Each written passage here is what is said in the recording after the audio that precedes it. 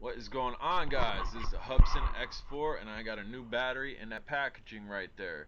It's a 380 mAh 3.7 volt LiPo battery, and we are going to stick it in our Hubsan X4, see what type of flight time we get without it being charged. I don't know how well you can see that. I know my head cam does not see too well in close distances, so might not have got those letterings, but all that said was 380 3.7 volt, letting you know what size the battery is. And we're going to go ahead and get this plugged in, and then we will get it binded here. We are sitting it down on a flat surface once we get the wires out of the way. The wires are a little bit longer than the stock batteries, so you're definitely going to have to push those down. That way you do not get them in your propellers. And to bind this quadcopter, simply turn it on. Binds itself, then lightly throttle up without taking off, and then you're good to go outside, which right now we are outside. Hand toss, and it's slightly coming back to me. Toss that again. I'm dealing with a 10-mile-an-hour wind here, so you could also minus this battery test, the 380 mAh battery test, which the link will be down below if you want to check out.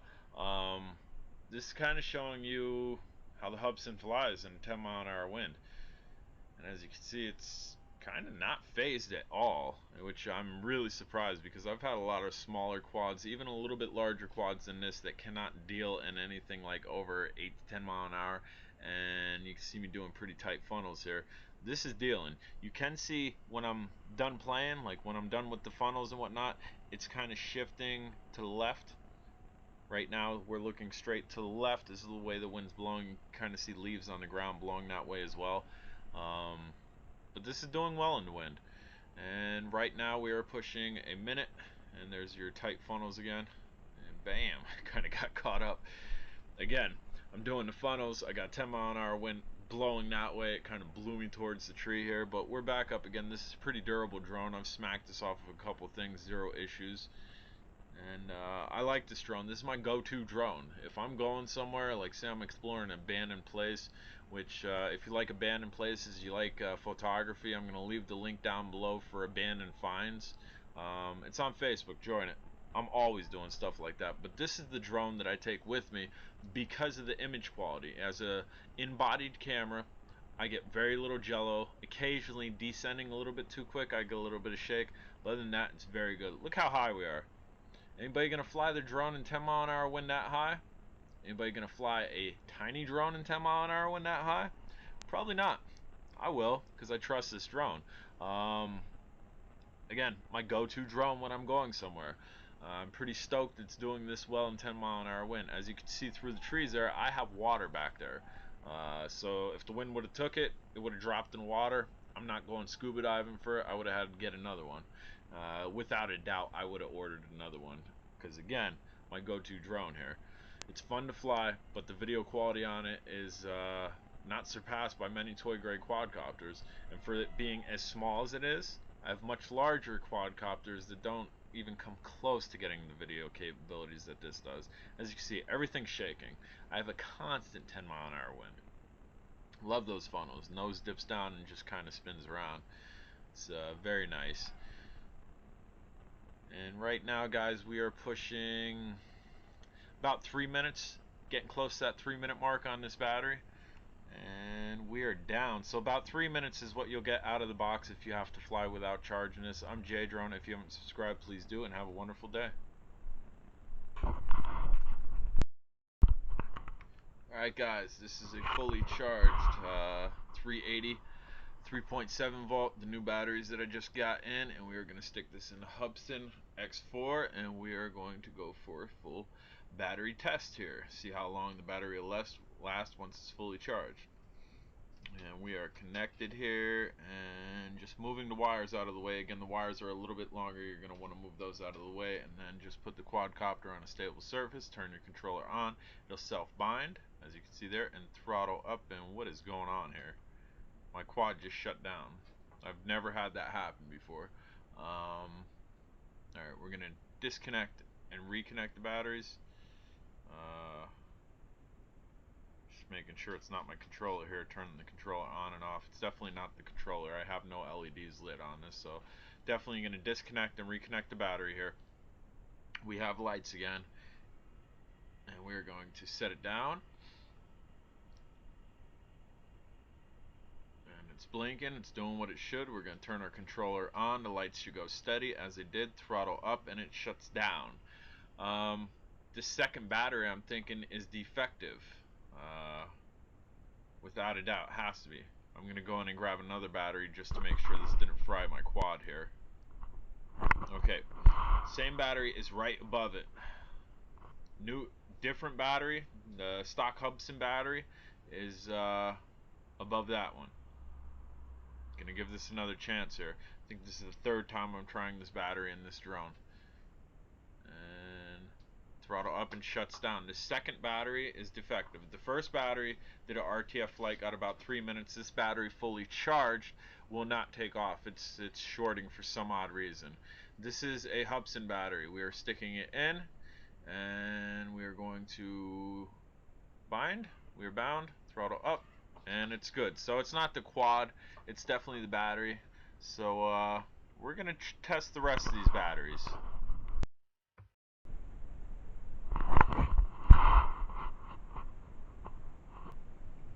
Alright guys, this is the third battery test. First one was RTF flight, got about 3 minutes without being charged.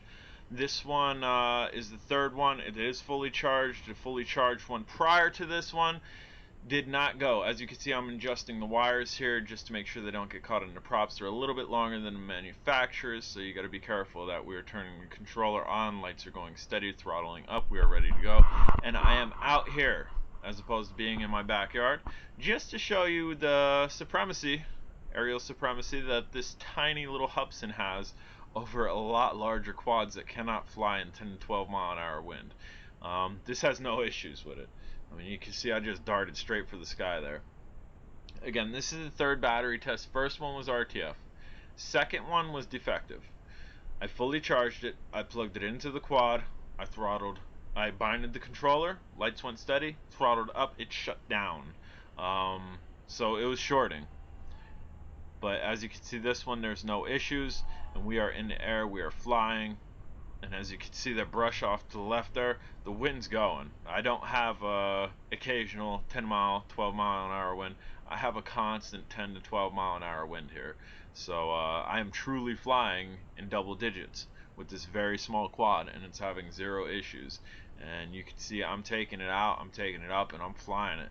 I'm not baby flying it. I'm not just hovering around. I'm gonna give this battery a good test, and I'm also gonna give this drone a good test in the wind. So so you guys could see, one, is this battery worth getting? Well, if this 380 mAh battery goes over the 7 to 8 minute mark, I'd say yes, it's definitely worth getting as an upgraded battery. As the stock battery sees, I think, about 6 to 6.5 minutes, if I recall correctly. I have it in my videos, so if you want to backlog and check out J-Drone YouTube, go on my videos, you can definitely see there if you're on a different site other than YouTube watching this. Yeah, I mean, if it hits 6 minutes, then it's a good extra battery. But at 380 mAh, it definitely should be going over that. And if it doesn't, then that's all it is an extra battery, which isn't a bad thing. It's just not a great thing. Look at those clouds. Now, this is another reason why I fly. Not because I love to fly, because I do love to fly, but it's cold out here. It's windy. It's not really prime time to be outside playing and being a fresh air kid. But look at that scenery, man. I mean, if I was inside, I wouldn't be seeing these clouds. I wouldn't be seeing I mean, it's like a picture. It looks like somebody painted that. Another reason why I like to fly. I like the photography part. I like the just cruising around in the sky with the toy. I've made note in past, the only way I was able to do that as a child was with like a die-cast airplane running around the house going and kind of annoying my brother or annoying my mother. But this way, I'm out. I got a controller. My toy is in the sky. And then again, the photography, and I got a couple drones that I like for the acrobatics, doing flips and barrel rolls and whatnot. But there's so much you can do with these. And look at a brush down below. It's waving. Not playing when I say I got 10 to 12 mile an hour wind. The whole weekend I was doing stuff, and then on my spare time I wanted to fly, but I didn't want to fly because I was in double digits. And 3 days no flying, I'm flying. I decided to come out with one of my newer drones that I picked up, and then decided to get these batteries tested here. And we're testing them. It is 40 some odd degrees out, low 40s. I think it's like 42 degrees out. Temperature supposedly has effects on batteries. When I first started flying, I read stuff that the colder temperature is going to drastically affect the batteries, but I don't believe it. I've flown in extreme colds, man, and my batteries lasted quite some time. So I'm not. I could say extreme hot's affecting the battery, maybe making it drain quicker. But as far as extreme colds, I've never really gotten horrible results out of extreme cold weather. So it being 42 degrees, I don't think that has anything to do on this blinking battery, which we are at about 4.5 minutes here. So not too thrilled. I mean, I'm not hella disappointed, but I'm not too thrilled. This is definitely an extra battery. We're going to bring it in for a catch here in a minute because I am over hard rock and I don't want to damage this quad. When the battery finally does go, it will drop out of the sky. And if you're not over grass, there's a good possibility you could damage it. So there's a good catch and extra battery. Alright guys, fourth and final test of these batteries. First one RTF, got about 3 minutes and change.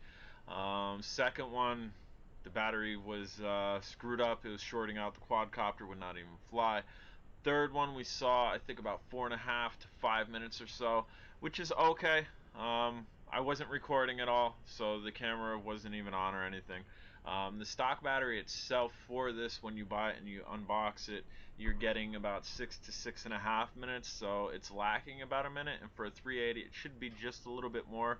Am I saying the battery's bad? No, I'm not saying the battery's bad. 3 out of 4 of the batteries did function properly. As far as flight time, it'd be a good extra battery.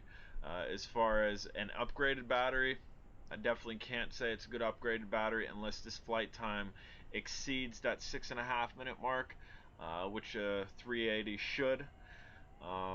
It's like 42 degrees here. There's a small possibility the cold's affecting these batteries, but I've flown in the cold. I flew all last winter and really did not have horrible effects on batteries as I thought I would.